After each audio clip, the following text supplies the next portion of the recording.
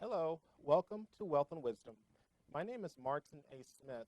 I'm a wealth management advisor and I'm also the host of the Wealth and Wisdom Financial Show. First, let me thank you for tuning in to our show. Today, we're going to be discussing how to navigate these very volatile markets. I believe you will find today's information to be very valuable and very reassuring.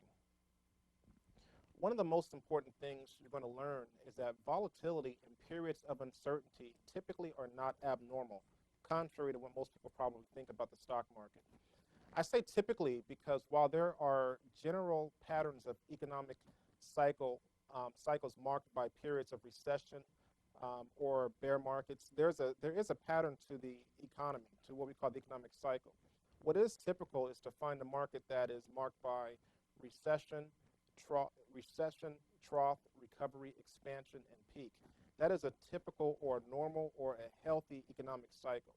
However, if you're not familiar with how to determine where we are in that cycle, or even understanding the economics of the market in general, then you're probably going to think that things are always negative when things could actually be very positive.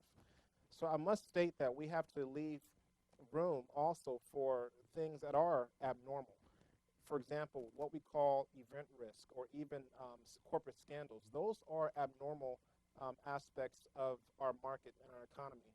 And those things are tragic as well. Even September 11th, for example, those events lie outside the norm of what an economist refers to as a quote-unquote economic cycle, as I mentioned a minute ago.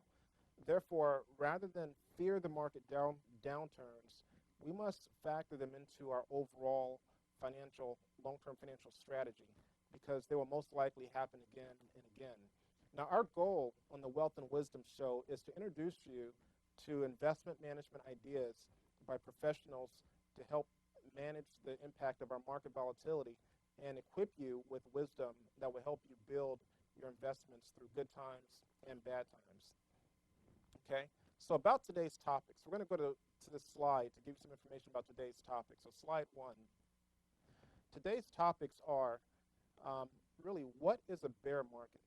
What marks a bear market? How do you understand when we're in the bear market or not?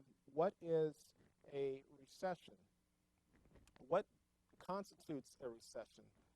Although figures vary for many, a downturn of 20% or more in multiple broad market indices such as the Dow, the S&P, the Standard & Poor's 500, or the NASDAQ over at least a 2-month period is considered an entry into a bear market. So a bear market should not be confused with a correction, which is a short-term trend that has duration of less than 2 months. While corrections in the market are often a great place for a value investor to find an entry point, bear markets, they rarely provide great entry points, as timing the market and trying to find the bottom is very difficult to do. Fighting back can be extremely dangerous because it quite often is very difficult for an investor, even the most experienced investors, to make stellar gains over and over during a bear market, unless he or she happens to be what we call a short seller. It is important to note that a bear market is not a recession. Although a bear market can precede a recession, so it's important. Remember this, a bear market is not a recession, but a bear market often precedes a recession. Now, what does a recession mean? Because people sometimes get the terminology a little confused. What does a recession mean? A recession is a significant decline in activity across the economy, lasting a number of months. It is visible in things such as industrial production and employment, and also real income, and also wholesale retail trade. The technical indicator of a recession is 2 consecutive quarters of negative economic growth measured by our country's gross domestic product, or otherwise known as GDP. A recession lasts anywhere usually from 6 months to 18 months. I believe the last recession of 2000 and 2001 ended about 21 months in, actually. And also, interest rates usually fall during these recession months to stimulate the economy by offering cheap interest rates, which, for example, makes money more plentiful, and people tend to borrow more during recessions. Therefore, a bear market creates what I consider to be the optimum buying opportunity on the Dow across a number of market indices, such as the S&P 500, the NASDAQ, and or the Russell 2000, the Dow Jones Industrial Average. Now, I'm going to go to slide 2 for a moment to illustrate this point a little further. Okay? Some of the things that you want to know about a recession. As I stated earlier, a recession is quite different than a bear market. Now, contrary to a bear market where your favorite stock may reach an irresistible bottom, at which point you may want to consider purchasing additional shares of a particular stock, with a recession, finding an attractive bottom will usually take a lot longer.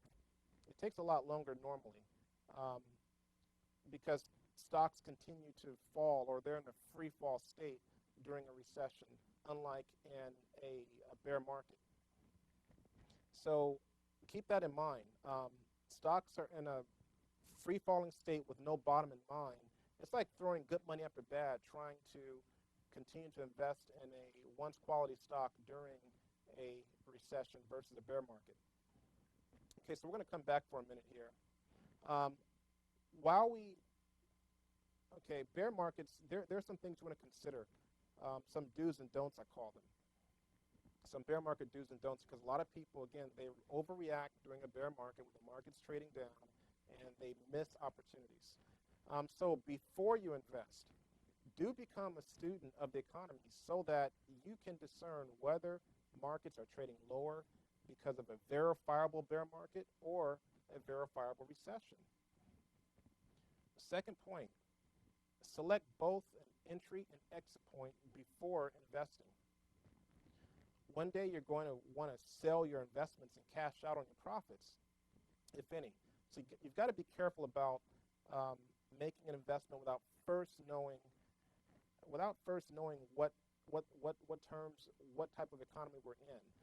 If you buy an investment without the end in mind, you're only hurting yourself. You want to think about that investment and try not to be emotional about it. So understand that at some point in the future, you're going to want to sell that investment.